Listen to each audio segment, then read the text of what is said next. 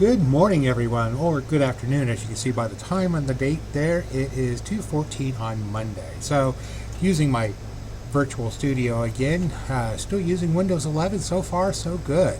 But I wanted to bring a couple of things up to everyone's attention because this had come up over the 4th of July weekend and continued into this week. I had a couple of people reach out because they saw on a website or heard on the news about this new zero-day virus that going around, or zero-day threat, I should say, that came out just before the holiday weekend, where it was called PrintNightmare. And for the most part, individuals, unless you are well-known or like a celebrity, or even a local celebrity for that matter, or if you are very popular for whatever reason, you don't have to worry about this because most people are not going to go after the individual computers. This execution was really designed for more business related, and there was a flaw in the print spooler. Microsoft has already started pushing out updates and security fixes for it, but they screw it up every once in a while. So if your printer is not working after today, well, it'll be after tomorrow.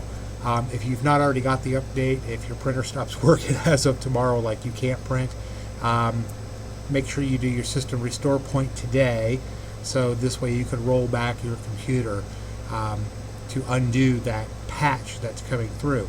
Yeah, let me show you this. Like I said, this came out earlier. Let me get the PrintNightmare one up. So yeah, the PrintNightmare was a basically a zero-day flaw that they found in. Be right back. All right, I'm back. Sorry about that. I had a phone call. Someone was asking me a question about using Waves. So anyways, back to this. So yeah, individuals, you don't have to really worry about this PrintNightmare so much. Oh, excuse me. I don't know where that one came from. You don't have to worry about this so much because they're not after you individually. You are poor. They're not going to tap you for millions of dollars. They're going after businesses, and that's what that's for. So, yeah. And so Microsoft started pushing out the fix for that. And if you've read this article already, you've probably already seen it's kicking out some printers. And the only way to fix it is to undo the update, which is a rollback. And you do that through your system restore points. So this is why I always tell people do your system restore points. Even if you're using a backup system, do your system restore points. The other news that came along is this one, and this is a reminder again to everyone. If you receive an email that's unsolicited, don't open it. Just don't do that, especially if there is an attachment to it. This one is running through Canada right now. Of course, being in Ohio, we're kind of close to Canada. So this is where some scammers are sending out fake emails that says that here's the invoice or whatever it was that's attached to an invoice or attached to an email, basically saying, hey, open this up and review it. When you go to open it up, it pops up with this little message. It says this document was created in a previous version of Word. Click enable to view it. Again, don't do it. Because what this does is turns on the macros, and macros in Word, although nice, they could do wonderful things. They could also do very malicious things. So if you get an unsolicited email, don't open it. That's just, if you don't know who the sender is, you don't know what it's about, you're not expecting something like that, don't open it. And if you see this message specifically, when you do go to open up an email attachment, it says this document was created in a previous version of Word, definitely don't do it. This is to create a whole bunch of problems. One, it puts malicious software on your computer and makes you a part of a botnet. And of course, then all those things it does is steal your passwords and so on and so forth. So yeah, don't do this. I tell this to people all the time. If you get an email that you don't know who it's from, if you have to, call me, send it to me, and I'll sandbox it.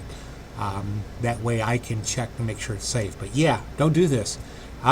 This one is running around Canada. We're pretty close to Canada. So yeah, if you're seeing this, don't do this one. My personal recommendation is just don't use Office. I know that kind of comes as a shock. but I don't use Office. I use Google Drive. And for those people who don't want to use Google Drive for whatever reason, there's LibreOffice and OpenOffice. Neither one run macros, so if you got this and it popped up this way and you're opening up in LibreOffice, you're still safe because there is no macro capabilities in those two programs. You want to change something, you got to do it yourself. So yeah, if you see this pop up, 1, don't open up an unsolicited email if you're not expecting it. 2, if this pops up and it says it was created in a previous version of Word, yeah, definitely get out of it. Don't do anything. Probably the smartest thing you do at that moment is turn off your computer. This way you don't accidentally do anything you're not supposed to. But those are security updates I wanted to put out for Tuesday's video. I didn't have anything ready. It's because, kind of been working on other projects and doing my video kind of slipped my mind. So, but yeah, PrintNightmare individuals, you really don't have to worry about it. Although if your printer stops working, blame Microsoft. Don't open up emails from unknown people, especially with attachments. Don't do that. So other than that, Windows 11, like I said, I've been running it now for 2 weeks, 2.5 weeks. Seems to be fine and stable. Yeah, going right along fine. I didn't check for updates today because normally updates come out on Tuesdays.